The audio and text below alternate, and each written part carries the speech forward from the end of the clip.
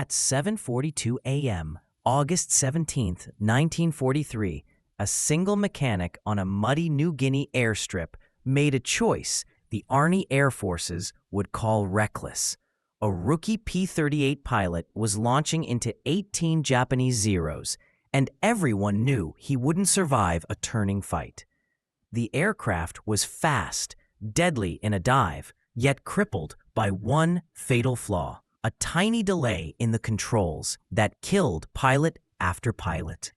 So the mechanic installed an unauthorized fix no bigger than a matchstick, a fix no engineer approved. And in the next 17 minutes, it would change the way America fought the Zero. He knew this fighter like the back of his hand. Twin-engine, twin-boom design, built for speed in a straight line, an absolute powerhouse at high altitude. Yet it had one deadly flaw, a weakness that had already cost American pilots their lives. The P-38 simply couldn't outturn a Zero. Lighter, faster, impossibly agile, the Zero could complete a full horizontal turn in half the time it took the P-38. That split-second advantage was often fatal. Doctrine was clear. Never get caught in a turning fight with one. Never try to outmaneuver them. Use speed. Gain altitude. Dive, fire, then climb back out. Strike fast, then vanish. Avoid turning fights at all costs. Hayes had followed this doctrine 5 times, and each attempt had failed. The Zeros were too cunning, too fast. They lured American pilots into tight turns, slipped inside their radius, and landed on their tails. The cost was staggering. The 5th Air Force had lost 37 P-38s in just 6 weeks. Most were lost after being trapped in turning fights they couldn't escape. McKenna had seen too many good men die. Kids, really, full of confidence one moment and gone the next. They climbed into their P-38s believing in the doctrine, yet many never returned or came back in boxes. Manuals blamed pilot error. Instructors said they weren't following procedure. But McKenna knew the truth. The pilots weren't at fault. The real culprit was hidden inside the aircraft itself, the control cables.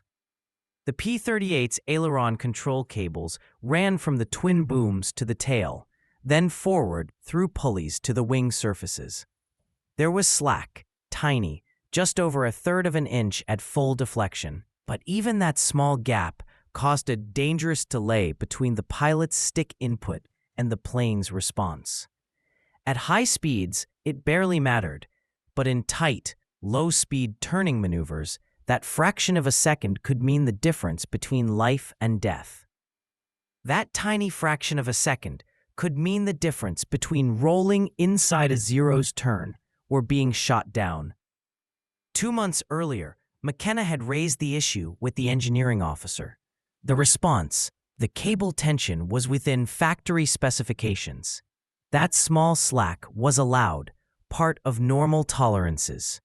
Any adjustment would void the aircraft warranty, and in any case, no field mechanic had the authority to alter the flight controls. Such changes required engineering approval from Lockheed, all the way across the country, 7,000 miles away in California. So McKenna took a risk that broke every rule in the Army Air Force maintenance manual. He grabbed a piece of piano wire from a damaged plane, cut it to 6 inches, bent it into a Z shape, and installed it as a tensioner on Lieutenant Hayes's left aileron cable. The entire modification took just 8 minutes, adding 0.4 pounds of tension and eliminating the slack completely. No one noticed. That morning, the inspection crew was too focused on engine oil levels and ammunition to check the cable tension. McKenna said nothing. He watched Hayes taxi to the runway, watched him lift off and vanish into the morning sky, heading straight for the Japanese fighters. What unfolded in the next 17 minutes would change the way every P-38 in the Pacific theater was flown. The first pilot McKenna had lost to a Zero was Lieutenant David Chen back on July 9, 1943. Chen had been in the theater just 3 weeks. McKenna had worked on his aircraft every morning. They shared stories about California, Chen from Sacramento, McKenna from Long Beach. Both had worked on cars before the war. That morning, Chen took off at 6:15 a.m. on a fighter sweep. 2 hours later, he returned with 3 bullet holes in his left boom and a chilling tale of a Zero that had slipped inside his turn. Chen said he tried to roll and dive away exactly as the manual instructed, but the plane felt sluggish, responding slower than it should, like there was a delay between his stick input and the aircraft's movement. A Zero nearly had him. The only thing that saved him was his wingman, who shot the Zero off his tail at the last moment. McKenna examined the bullet holes. They were tightly grouped, perfect deflection shooting. Every mark told a story, and it confirmed what McKenna had feared. The aircraft itself had betrayed its pilot. The Zero pilot had anticipated Chen perfectly, predicting exactly where his P-38 would be. That shouldn't have been possible if Chen had rolled and dived as instructed, unless the aircraft itself had delayed just enough to give the Zero the lead it needed. Chen never flew again. His plane was sent back to the depot for repairs, and McKenna never saw him. 3 weeks later, he learned Chen had been killed in a different P-38 over Rabaul. Same story, caught in a turning fight, unable to roll out fast enough. The next pilot was Captain William Morrison, a seasoned flight leader with 11 confirmed kills. He knew the P-38 inside and out and understood its limits. He flew smart, calculated, precise. On August 3rd, Morrison's flight intercepted 8 Zeros at 12,000 feet over Oro Bay. Morrison scored 1 on the first pass and turned for another attack. 2 Zeros reversed on him. McKenna later listened to the radio traffic. Morrison had tried to roll inverted and perform a split S maneuver, but his controls felt sluggish. The Zeros stayed glued to him through the turn and shot him down at 4,000 feet. His wingman reported it looked as if Morrison's aircraft wasn't responding fast enough, as if he was fighting the controls. Morrison didn't survive the crash. His crew chief, Rodriguez from Texas, and a close friend of McKenna, was convinced something was wrong with the aircraft. After recovering the wreckage, he inspected everything: engine settings, control surfaces, cable tensions. Every system was within specification. Officially, it was ruled pilot error. Rodriguez didn't buy it. Neither did McKenna. By mid-August, McKenna had watched 17 pilots die. Some of them men he knew well. Others he had worked alongside every day. Each loss weighed heavier than the last. Most of the pilots he had only met briefly during pre-flight checks, yet he had worked on every one of their aircraft. He had signed off their maintenance logs, watched them taxi out, watched them take off. Some returned, some never did. The ones who came back told the same story. The P-38 felt sluggish in tight maneuvers, a slight delay between stick input and the aircraft's response. Most pilots assumed it was just the nature of a heavy fighter with large control surfaces. But McKenna knew better. This wasn't normal. He had felt that delay with his own hands while working on the control cables, the tiniest bit of slack in the system. McKenna began listening closely to the sound the cables made during maintenance. There was a distinct tone, a low twang when plucked. Loose cables sounded different from tight ones. McKenna could hear the difference. Every P-38 on the line had cables that were slightly loose, still within spec, but loose. One evening, after Morrison's death, he mentioned his observations to Rodriguez. Rodriguez asked what could be done. McKenna replied, "Nothing officially, but unofficially there was a fix. It would require braking regulations that could get us both court-martialed. The problem wasn't a lack of knowledge. American pilots knew exactly what to do. Every briefing hammered it in. Every training flight drilled it. Never turn with a zero. Use speed. Gain altitude. Strike fast and pull out. The doctrine was clear, but the planes weren't always listening. The problem was that combat rarely followed doctrine. Lieutenant Robert Hayes had been in New Guinea for 2 months. A 23-year-old farmkin from Iowa, he had flown 6 combat missions and still had 0 kills. Not because he lacked skill, but because following the rules often left him in the wrong position. On his 3rd mission, Hayes dove on a zero from altitude, building speed to 400 miles per hour, coming in from the sun just as the manual instructed. He got the zero in his sights and began calculating the lead for a deflection shot. The zero snap-rolled left and dropped into a dive. Hayes tried to match the move, but his P-38 felt heavy, like the wings were pushing through wet sand. By the time he brought the nose around, the enemy fighter had vanished. No shot, no chance. The 4th mission was worse. Hayes and his wingman pounced on 2 zeros at 15,000 feet. Hayes fired the first burst and missed. The zero flipped hard to the right. Hayes rolled to follow, but his wingman suddenly shouted, 2 more zeros diving in from above. Hayes tried to level out and dive away, exactly as trained. The P-38 responded, but just slowly enough for one of the diving zeros to land a 3-second burst into Hayes's right boom. 20-millimeter cannon shells. They didn't punch through, but they rattled him so badly he pulled out of the fight and limped home with both engines smoking. On the 5th mission, Hayes watched his wingman die. Lieutenant Thomas Parker, 21 years old, from Boston. They had trained together, eaten together, survived their first combat weeks side by side. On August 14th, Parker became separated during a dogfight over Finchhaven. 2 zeros locked onto his tail. Parker tried everything. Parker rolled hard, reversed, even tried to scissor. The zeros clung to him through every move. Hayes heard him over the radio, calling for help, voice tightening with panic. Heard him say his aircraft wasn't turning fast enough. Then the gunfire. Then Parker's scream, and then silence. Hayes didn't sleep that night. Most of the squadron didn't either. Parker's bunk stayed empty. His belongings were quietly boxed up and sent home.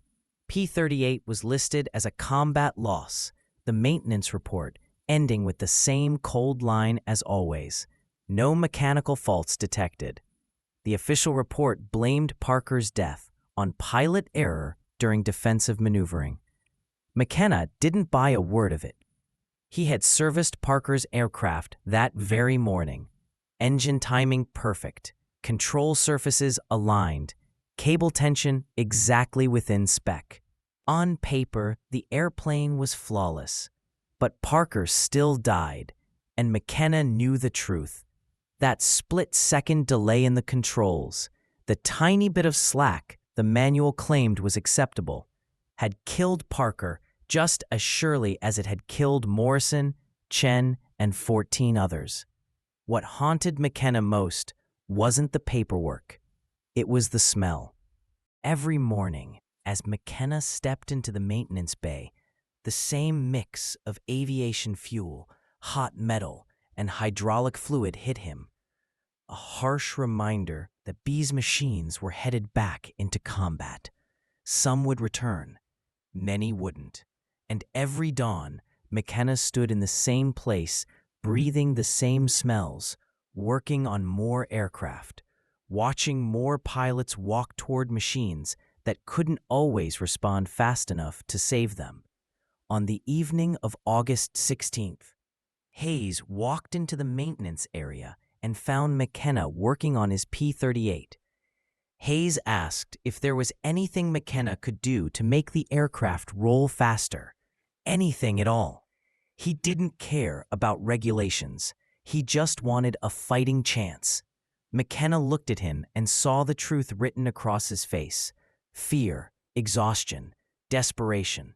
The look of a young pilot who knew he wouldn't survive another mission unless something changed. McKenna told him to come back in the morning. He'd see what he could do. That night, McKenna stayed behind alone. After 2,300 hours, the maintenance hangar went silent. Most of the crew was asleep. Only the distant hum of generators and the soft buzz of insects around the overhead lights kept him company as he worked. The air hung thick with engine oil and tropical humidity. McKenna removed the inspection panel from the left boom of Hayes's P-38, the metal still warm from the day's heat. Inside, the aileron control cable snaked through a line of pulleys toward the tail. He wrapped both hands around the cable and pulled. There it was, the slack, nearly 3/8 of an inch before the tension engaged. His hands were covered in grease, his fingers aching from a full day's work, but he could feel that looseness as clearly as a heartbeat. It wasn't just out of place, it was wrong, and he knew it. The piano wire came from a wrecked P-38 that had ground-looped 2 weeks earlier.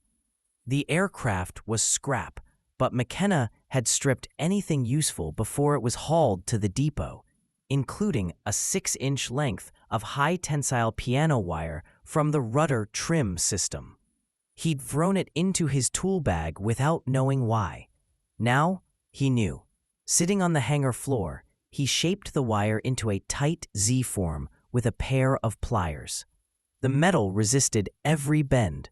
It slipped twice, once slicing his thumb open on the second attempt. Warm blood smeared across the wire, making it slick, but he kept working. He wasn't stopping. Not tonight.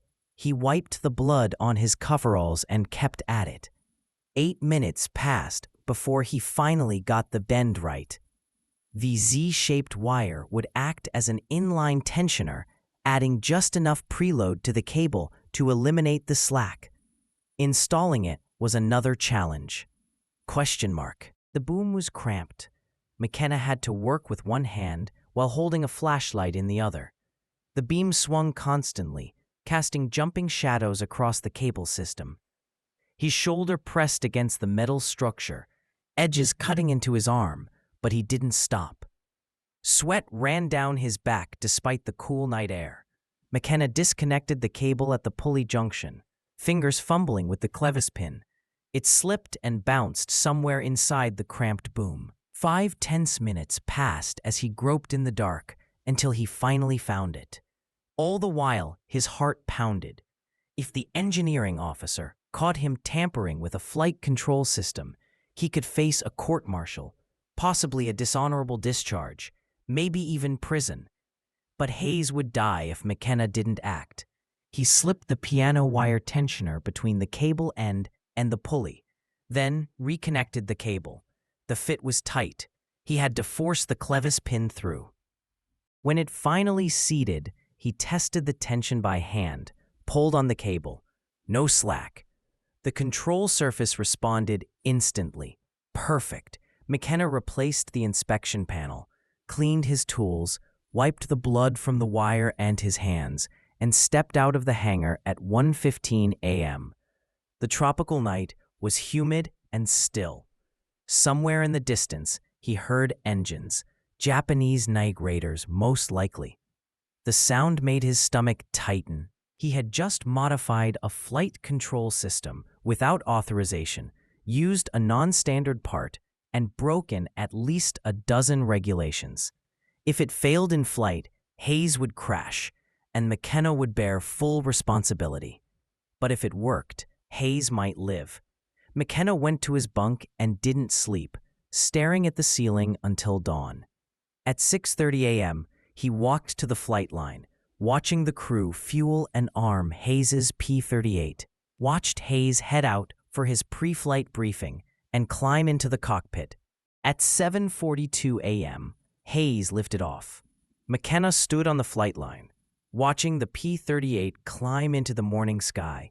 join formation with 16 other aircraft, and head northwest toward Japanese airspace.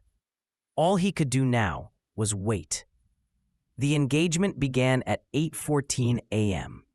Hayes's flight of 4 P-38s intercepted 900 enemy fighters at 13,000 feet over the Hoenn Gulf. The morning sun was at their backs, a perfect setup for a diving attack.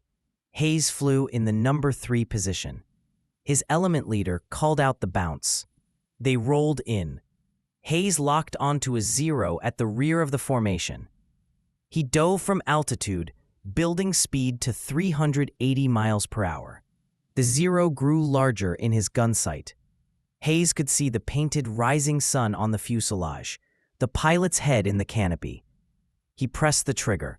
Soar .50 caliber machine guns and a single 20mm cannon hammered the enemy aircraft. Tracers streaked through the sky. Most missed. A few hits sparked along the 0's wing, but not enough. The 0 snap-rolled to the right and dove. Hayes rolled to follow, and then he felt it.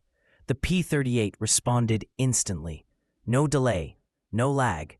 The stick moved, and the aircraft rolled immediately. Hayes had never felt his P-38 respond like this. It was as if the airplane had been waiting for his command, executing every move the instant he gave it. He rolled 90 degrees in what felt like half the normal time, nosed down, and the 0 was right there in his sight picture. He fired again, a 3-second burst. Rounds climbed up the 0's fuselage from tail to cockpit. Its engine erupted. Pieces flew off as the aircraft rolled inverted, trailing black smoke toward the jungle below. Hayes had his first kill, but there was no time to celebrate. His wingmen shouted warnings, more 0s diving from above.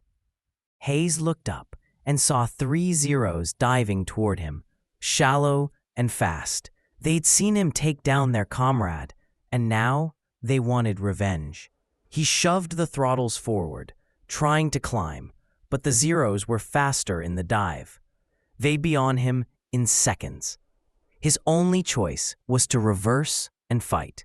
Every instinct screamed to climb, to run. That was the doctrine. But following doctrine meant dying today.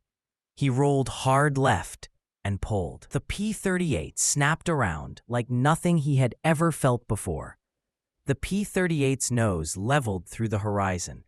Hayes spotted the lead 0, turning to follow, but it hadn't expected him to reverse so quickly. The enemy fighter was exposed. Hayes pulled lead, fired, and hit the 0's left wing. The wing folded. The aircraft tumbled. 2 kills in 30 seconds. The other 2 0s tried to scissor with him, alternating turns to force an overshoot. Hayes stayed with them. Every time they reversed, his P-38 snapped into the turn instantly. No lag, no fighting the controls. The aircraft did exactly what he wanted the moment he wanted it. It was like flying a completely different plane, as if invisible weights had been lifted from the control system. 1 0 made a critical mistake, reversed too sharply, bled too much speed. Hayes slid inside its turn. Close range, barely 200 feet. He fired. He couldn't miss. The 0 tore apart, pieces tumbling past his canopy. The P-38 shuddered as debris struck the right boom. 3 kills. The 4th 0 broke off. Hayes didn't pursue. It wasn't worth it. Fuel and ammunition were running low. He climbed back to altitude, reformed with the remnants of his flight, and headed home. The entire engagement had lasted just 7 minutes. When Hayes landed at Doadora at 9:03 a.m., McKenna was waiting on the flight line. Hayes shut down the engines and climbed out, hands trembling, flight suit soaked with sweat. He walked straight to McKenna and said 2 words, "It worked." What neither of them realized was that 6 other pilots had observed Hayes's engagement from above. Captain Frank Mitchell, flight leader of the 475th Fighter Group, watched the entire fight unfold from 15,000 feet. As he tracked Hayes's element against the zeros below, he noticed something unusual, something that would change the way every P-38 in the Pacific was flown. Hayes's P-38 rolled faster than any Lightning Mitchell had ever seen. The aircraft snapped through maneuvers as if it weighed half of what it should. Mitchell knew every pilot in the theater, knew their skills. Hayes was good, but not that good. Something about his airplane was different. After landing, Mitchell found Hayes in the debriefing room. The young pilot was still buzzing with adrenaline, hands shaking as he filled out the combat report. 3 confirmed kills. Mitchell asked him quietly, what was different? Hayes said he didn't know. His airplane had just responded better today, faster, sharper. Mitchell asked if maintenance had done anything. Hayes suggested talking to Technical Sergeant McKenna. 2 hours later, Mitchell found McKenna in the maintenance area. Hands black with grease, coveralls streaked with hydraulic fluid, working on another P-38. Mitchell asked directly, "What did you do to Hayes's airplane?" McKenna studied him for a long moment, then answered plainly, "The piano wire tensioner, the cable modification, the unauthorized change to the flight control system." Mitchell listened, silent, absorbing every word. When McKenna finished, Mitchell asked if the same modification could be applied to his aircraft, but warned him of the risks. The change wasn't approved, hadn't been tested. If anything went wrong, they could both face serious charges. Mitchell didn't care. He had lost 4 pilots in his flight over the past month, each caught in turning fights they couldn't escape. If there was a way to give them a chance to survive, he wanted it. Regulations could wait. That evening, McKenna modified Mitchell's P-38, same piano wire tensioner, same installation method. The next morning, Mitchell flew it and returned raving about the difference. "It rolls like a fighter, not a truck," he told his wingman. The wingman asked McKenna for the same modification. By August 20th, 9 aircraft had been upgraded. Word spread quickly through the squadron. Pilots began asking their crew chiefs if they had heard about the cable modification. Some refused, citing regulations. Others were willing to try. McKenna showed them how. Cut the piano wire, bend it into a Z shape, install it as an inline tensioner, 8 minutes of work that changed everything. The modifications spread quietly, pilot to pilot, mechanic to mechanic. No official documentation, no engineering approval, just whispered conversations in the ready room and maintenance area. Hayes shot down 2 more zeros on August 22nd with the upgraded controls. Mitchell claimed 3 on August 25th. Other pilots began returning from missions with confirmed kills. The results were impossible to ignore. Lieutenant James Watkins, a crew chief with the 49th Fighter Group at Guseap, heard about the modification from a pilot who had transferred from WWII. Skeptical at first, Watkins tried it on a single aircraft. The pilot returned from his next mission with his first kill in 8 weeks. Encouraged, Watkins modified 4 more aircraft. Soon, other crew chiefs in the 49th began doing the same. By early September, roughly 40 P-38s in New Guinea sported the modification. The engineering officer at WWII noticed something was different, but couldn't figure out what. Control cable tensions always checked out during inspections because the crew chiefs removed the tensioners before checks and reinstalled them afterward. The pilots knew. The mechanics knew, but the officers didn't. The kill ratio began to shift. In July, American pilots in the Southwest Pacific lost 2 P-38s for every 0 destroyed. In August, it dropped to 1.3 to 1. By September, it was nearly even. Something had changed, but officially, no one knew what. Then the Japanese noticed. Reports of the unexpected shift began arriving from Japanese fighter pilots in late August. Flight reports from the 11th Air Fleet indicated that American P-38s were maneuvering more aggressively, rolling faster into turns, reversing direction with unprecedented speed. Tactics that had worked reliably for months were suddenly failing. Lieutenant Commander Saburo Sakai, one of Japan's top aces with 64 confirmed kills, had been fighting American pilots since Pearl Harbor. On September 3, 1943, Sakai engaged a P-38 over WWII. Sakai used his standard tactic, lured the American into a turning fight, waited for the P-38 to start its roll, then snapped back in the opposite direction to get inside the turning radius. But the P-38 reversed with him. Sakai had executed this maneuver dozens of times. He knew exactly how long a P-38 took to roll, knew the timing perfectly. Yet this aircraft rolled faster than it should have. Sakai barely avoided a head-on collision. The American had guns on him, forcing Sakai to dive away to survive. Sakai returned to base, confused and frustrated. Other experienced Japanese pilots reported similar encounters. The Americans weren't flying differently. They were still using the same tactics, but their aircraft responded faster. Just a fraction, yet enough to matter. Enough to disrupt the timing that Japanese pilots had mastered. Japanese intelligence scrambled to determine what had changed. They examined the wreckage of downed P-38s, but found no obvious modifications. The aircraft looked identical to the ones they had been fighting for months. Engines, armament, everything was the same. Nothing appeared different. What the Japanese didn't know was that the change was hidden inside the boom. A 6-inch piece of piano wire that looked like standard equipment. Even if they had discovered it, they might not have understood its purpose. It wasn't a new weapon, wasn't a new engine, just a minor tweak to the control cable tension.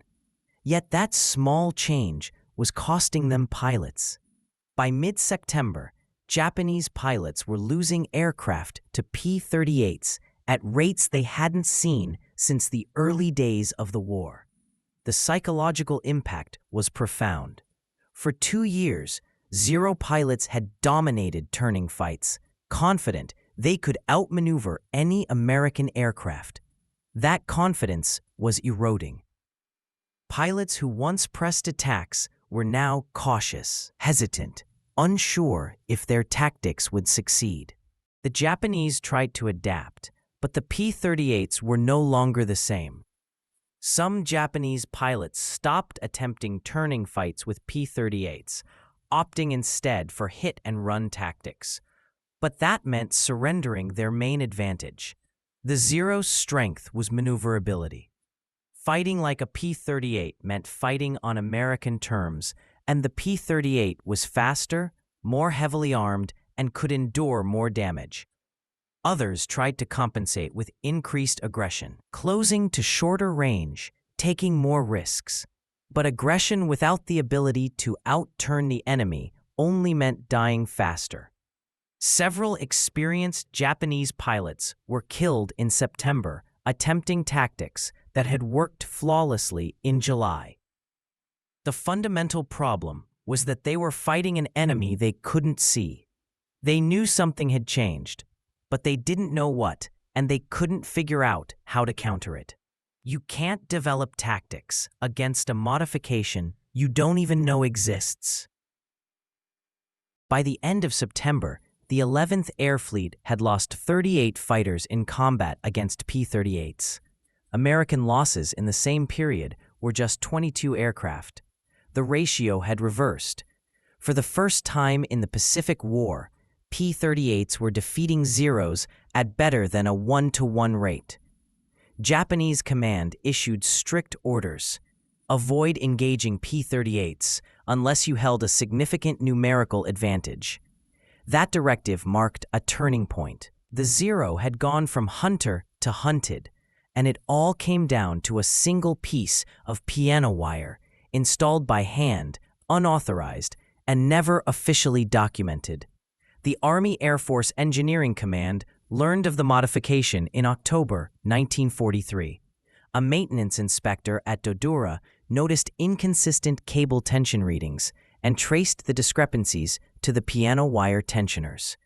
He filed a report, sending it up the chain of command. The report sat on desks for 3 weeks as officers debated what to do. The modification violated regulations, but it was working. Fighter squadrons using the modification were achieving measurably higher kill ratios. Pilots were surviving missions that would have been fatal before. The question wasn't whether the modification worked. It clearly did. The dilemma was whether to punish the mechanics who installed it without authorization or quietly approve it after the fact. In November, Lockheed dispatched an engineering team to New Guinea to evaluate the change. They measured cable tensions, calculated stress loads, and conducted flight tests. The engineers concluded the modification was both safe and effective. It should have been part of the original design. Lockheed incorporated a similar tensioning system into the P-38J model, which entered production in December 1943. But McKenna never received official credit. No commendation, no medal, no mention in any report. Lockheed's documentation attributed the control system improvement to engineering analysis. McKenna's name didn't appear anywhere. Lieutenant Hayes survived the war. He flew 63 combat missions, shot down 11 Japanese aircraft, returned to Iowa in 1945, married his high school sweetheart, had 4 children, and spent 37 years working as a crop duster. Hayes never forgot what McKenna had done. Every year on August 17th, he called McKenna to personally thank him for saving his life. Mitchell also survived. He became a squadron commander, leading his unit through the Philippines campaign and shooting down 16 enemy aircraft. After the war, he remained in the Air Force, retiring as a colonel in 1963.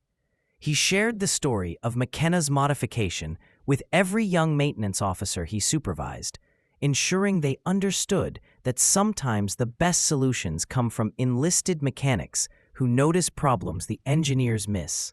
McKenna stayed in the Army Air Force until 1946. Then returned to California. He went back to working on cars and opened his own garage in Long Beach in 1948. For 42 years, he worked on engines, quietly, rarely speaking of the war. When people asked, he'd simply say he was a mechanic, fixed airplanes, that's all.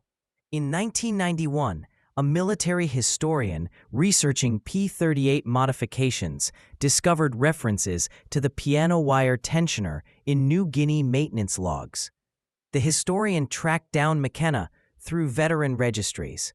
By then, he was 73 years old, still working part-time in his garage. The historian asked McKenna about the modification. He confirmed the story, insisting it wasn't anything special, just something that needed doing.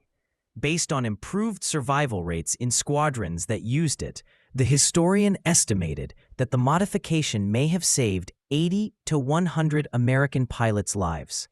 McKenna never counted. He just remembered the pilots who came back: Hayes, Mitchell, Watkins, and the others. That was enough. James McKenna passed away in 2006 at the age of 88, leaving behind a quiet legacy that had saved countless lives. A date written on the back reads August 1943, New Guinea. This is how innovation truly happens in war, not through committees or official channels, but through sergeants and mechanics who spot problems, find solutions, and don't wait for permission to save lives. If you found this story as compelling as we did, take a moment to like this video. It helps us share more forgotten stories from the Second World War. Subscribe to stay connected with these untold histories. Each story matters, Each one deserves to be remembered. We'd love to hear from you. Leave a comment below and tell us where you're watching from. Our community spans from Texas to Tasmania. From veterans to history enthusiasts, you're part of something truly special. Thank you for watching, and thank you for keeping these stories alive.